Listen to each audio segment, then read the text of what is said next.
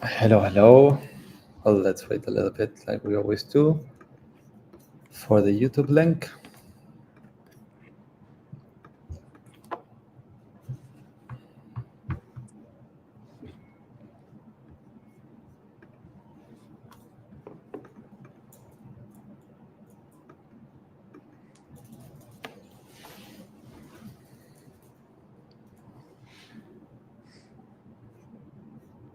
All right, there it is. Happy Friday, everybody. Welcome to an execution client daily, the Rust team. Let's get this started. Thomas, you want to go first? Yeah, sure. So yesterday I worked on getting a trait implemented for the DB that the tries use. I got that implemented. I resolved the comments by Federica and by you this morning. I merged that PR, and now I'm working in a different PR to make it possible to handle more than one table with that trait. It is currently possible to have different databases for different trees using the paths, but not with different tables. So, like for now, it is already unblocked to have different tries, but it's not the ideal way. So I'm while that is unblocked, I'm working on the ideal way. Cool. So Federica, you mentioned yesterday that you were a little blocked on this work by Tomas. Are you unblocked now, or is there anything else that you are waiting for on his side? Well, for now, I'm working on like integrating the tree to the rest of the code. So I still I first just added a temporary database for the tree. So now I'm working in making the code work with a tree instead of a database. I still have some work left on that. So like once that is working, I will merge it with the DB tree trade. Okay, cool. But you're not blocked, right? And then not today. Okay, cool. But later you will be blocked waiting for this change. The one Thomas was commenting about, like, yeah, kind of like allowing the trees to be on different tables, or is there something else that you are blocked on from him? No, only that. Okay, awesome, cool. All right, let's go with Esteban. Hey, hello. I'm currently trying to clean up the code related to the RLPX encoding. I accepted the suggestion by Gaston, and I'm just having one single struct to represent the connection instead of two. And I'm also building structs for the headers and the frame, the frame headers and the frames. And I'm hoping to finish that today and move to the actual listen loop to have a more suitable server that is expecting connection from other nodes and sending pings from time to time to the other peers. That's for me. All right, cool, awesome, thank you.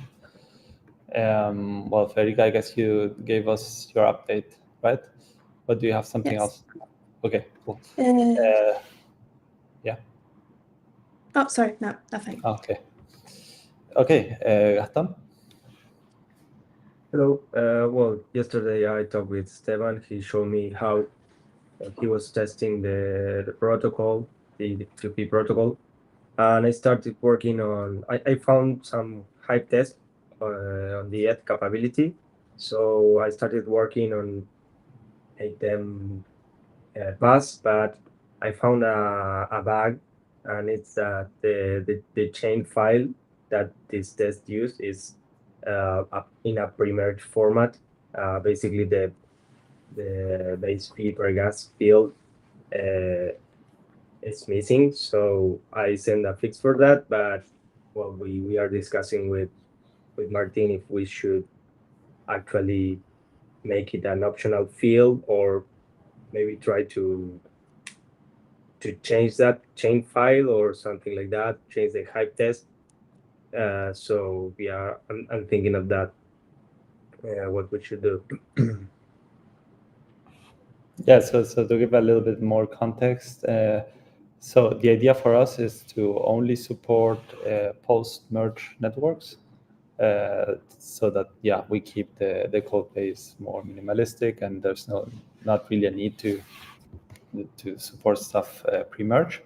The only problem is that some Hive tests they rely on chains that are pre-merge, like this one. So, I mean, to be honest, I'm not super against like that PR. It seems like quite small, and I don't think it could be a problem. But if it's just a change, like the other question I have is like after that, if we start to have to add a lot of different changes just to support these Hive tests, that would be a problem. A different solution is like I asked this on the Discord of the Ethereum Foundation, and they said, yeah, we need to eventually update this Hive test to use a post-merge chain. So another thing we could do is we could actually do it ourselves in the fork, or even like add a PR to the Hive repository.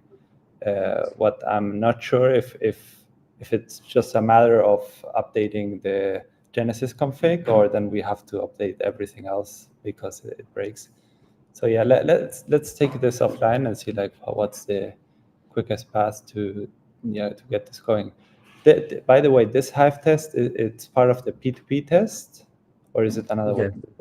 Yes, it's the add capability of the P2P. Okay. Awesome. Well, I think it would be really important to support this one. So yeah, we have to do something there. All right. Cool. Do you have something else? All right.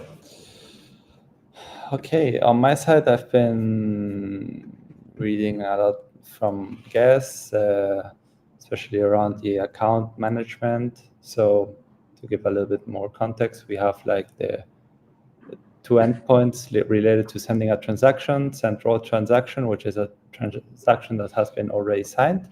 And the other one is just send transaction, which the node signs. But for that, you need to store the keys somewhere and have all the logic. I mean, I don't think this is like really a priority for us, since like with just sending raw transactions, you could like sign the transaction with an external tool and then just send it. So I was looking like how complex this was, and if it's worth it to implement this right now, or maybe we can wait for later. I think we can wait for later. So yeah, I deprioritized the just sending a transaction, and it's higher priority for us to send a raw transaction. And yeah, I'm also looking other things inside Gas, the tree implementation and other stuff, and organizing stuff, like always doing tickets and that stuff. All right, that's all I have. Well, I think that's it, right? Have a happy Friday, everybody. Have a good weekend as well. See ya. You too.